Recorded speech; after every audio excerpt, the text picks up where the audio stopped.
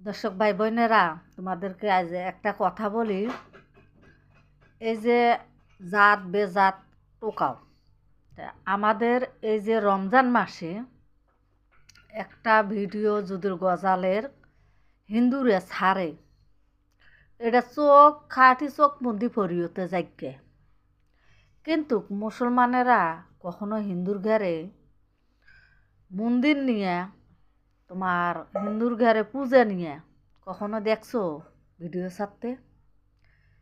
কিন্তু আমাদের মানুষ তো আমরা হিন্দু মুসলমান, কিন্তু আমাদের ভেতরে তো ঘৃণপিত নেই কেন? আমরা চাই হিন্দুদের ভেতরেও কিছু কিছু মানুষ আমাদের মুসলমান হয়ে যাক, মুসলমানের ভেতরে আসুক, এটাই তো আমরা চাই।